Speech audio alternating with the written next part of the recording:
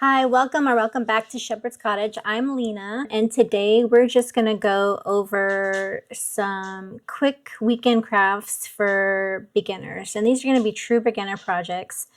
So just quick wins that don't take much time at all.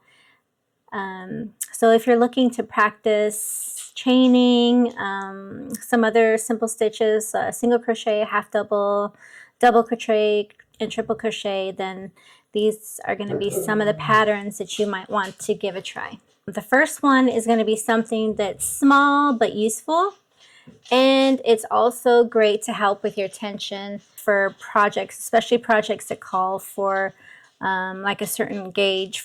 Washcloths are great for that because you're trying to keep your sizing consistent. Like this washcloth here I can't remember which one, it might be the Suzette pattern or stitch that I used, but super simple. It's a small project, so you can get it done and you can kind of see your progress as you go. The biggest thing when you're working in any kind of square or blanket or scarf pattern, especially when you're a beginner, just make sure that you use stitch markers, and stitch markers are going to be your friends when you're doing these. Another good tip to try when you're working on gauge is your foundation row. If you can, use one hook size up from what you would on your actual project. That just makes this stitch here a little bit looser and not as tight, because you know when you're working in a chain it's usually pretty tight. It tends to come out tighter than the rest of your project.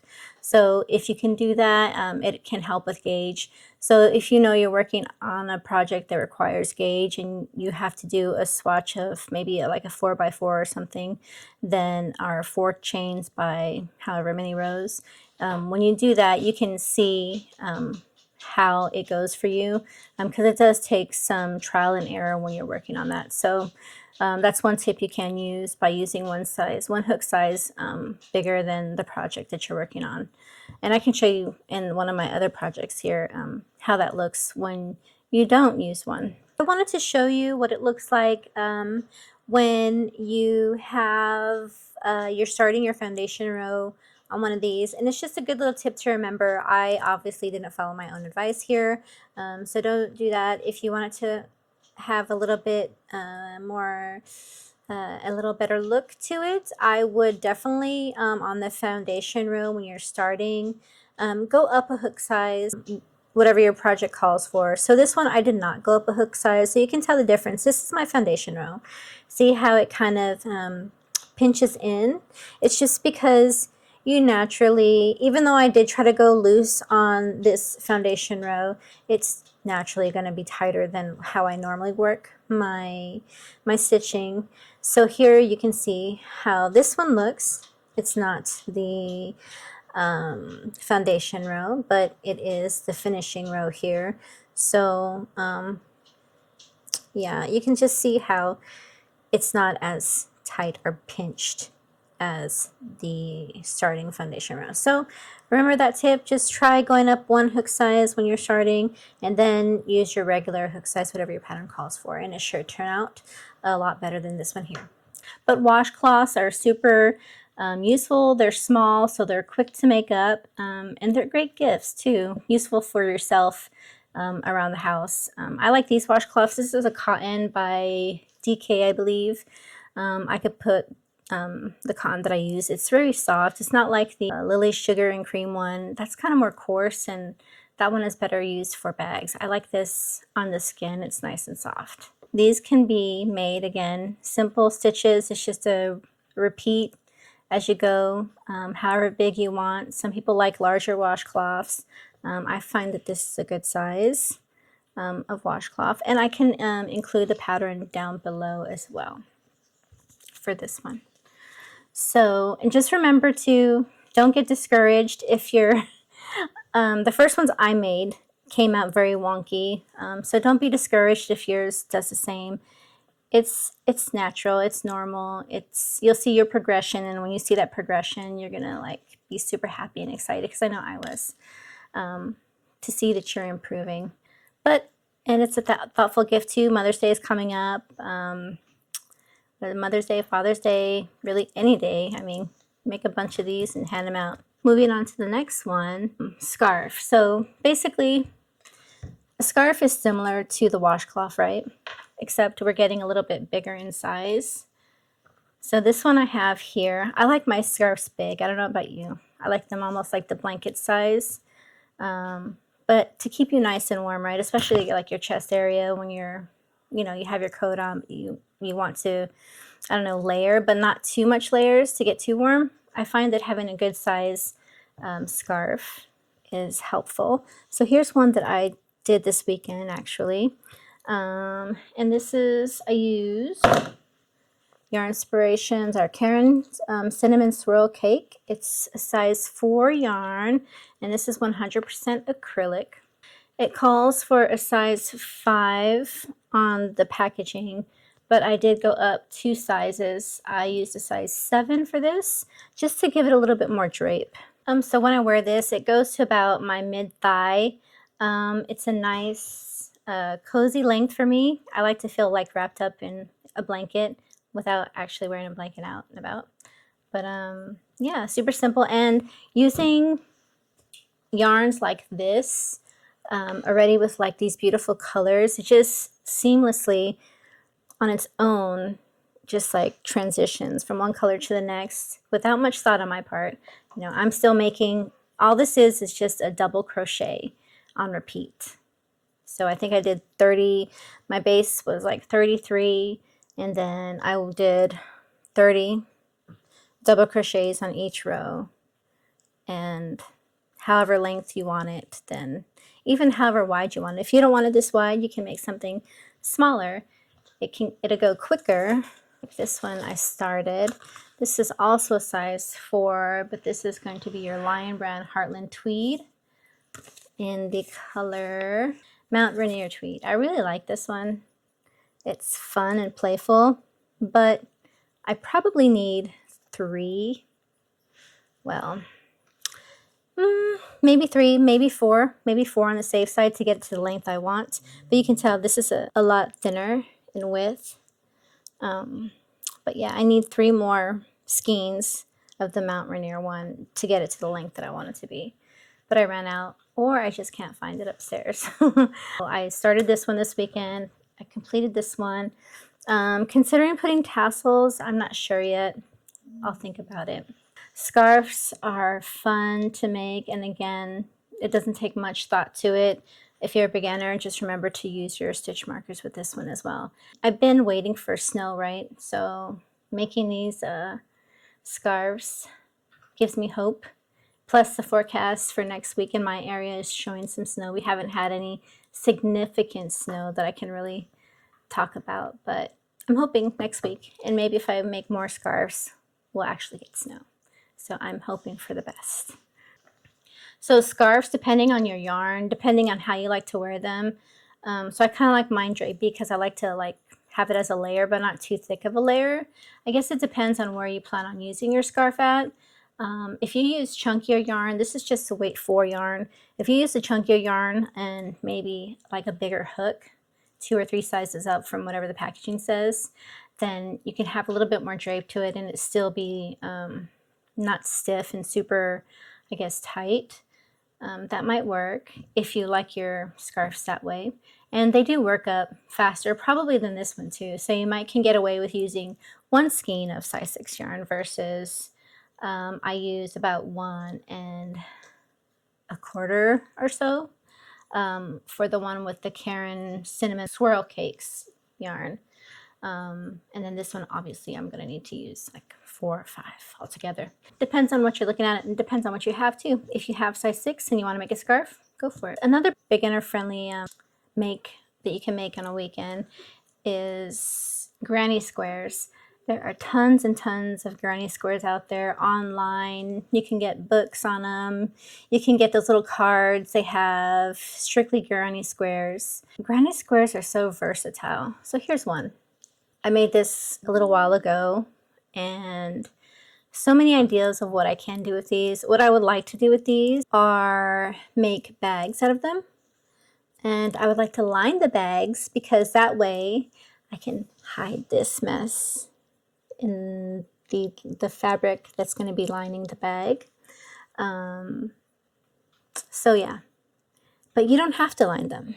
You can weave in your ends a lot better than I did and not have to worry about that part and just make the bag. Okay, so you can make bags with these. You can make blankets. Cardigans is going to be one thing that I really want to try to make next. Maybe the big square ones where you make one side with the panel and one side, the other side for the other side with the panel, and then your arms, you know, after you attach them. So tons of options with the granny squares. And these things, look, they don't have to be perfect. I mean, mine definitely aren't perfect. Look at the back here. There's ways you can, you know, make them what you want them. So just give them a shot and you're going to love the outcome no matter which pattern you pick. This is a, I believe a like a sunburst one. I really love this. This is Big Twist yarn. So I just use Big Twist for these granny squares. I love these colors together. I just think that pop of color in there is very cute. So so many different color combinations, and when you're just starting, you may want to just try one color without the color switching, or just do two colors, kind of like how this one is, just so you can see some of the variation in your pattern. But I think they're super fun. Another one that I'm suggesting that you do as a beginner is also working in the rounds with the magic circle. I do, however, recommend with things like this, if you do the chaining method, I would do that. That way I just feel more secure about it, as it won't come out when it washes. So, but magic ring, magic circle, however you like to call it, is a good skill to have, especially if you want to do the plushies and things like that. So these snowballs are a great learning tool for that. It doesn't take long to make these either. And if you have, say, a cat or somebody like that, and make sure you just watch the cat while they play with this so they don't eat the strings. They can play with this, or little kids can play with this. It's a great, we market this as indoor snowball fight over the winter holidays, just because it's a fun little thing for people to do while maybe they've already had their outside time in the snow and it's time to come inside. They can play with these little snowballs. So it's just a basic. It also shows you how to increase a circle to get the round shape that you're looking for, which is kind of smart to work on, because most patterns, amigurumi, start with the basic shape circle for some part of the body on your amigurumi. So with these being quick makes, and give you opportunity to practice the magic ring and working in the rounds. And everyone knows that magic ring can somewhat be a little bit of a struggle for some. Other people get it right away. I can tell you, when I first started learning amigurumi and the magic circle, it wasn't fun. I was a little defeated with that, but now it's like second nature. Again, it's taking the practice and the time to practice the skill that you want to learn, right? You know, and these can make, with the Easter coming up, amigurumi, making eggs, you know, you can decorate your house. You could put eggs in a bowl, or even these little balls in a bowl with different colors of yarn. This is size 6, weight 6 yarn, baby blanket, and I think white. But you can also use size 4 yarn. They'll just come out a little bit different. I like these for small baby hands. It's nice and soft. But it's also a good stash buster. So if you want to make a bunch of different colors, I would say go for it. Crochet doesn't have to be complicated when you're first starting out. Start with the simple things just to gain your skill in whatever it is that you want to do. If you want to do magic circle, you know, work on your magic circle. And just remember you have options, so don't get stuck on that one. If it's giving you heartache, just move to something else. crochet, like I said, the washcloth or a scarf or something like that, something quick. Each project that you make along the way, I know with me, it's helped me just build my skill even more than what it was, say, when I started. What is it now? 2 years, 3 years? So yeah, just don't give up. If it's something that you want to pursue, go for it. If it's a passion of yours that you really enjoy, I really enjoy buying yarn. I have tons of yarn upstairs in the space where I keep all the yarn. So just be careful. That can be another, I guess, passion or turn into another project, because you got to find out where you're going to put all your yarn.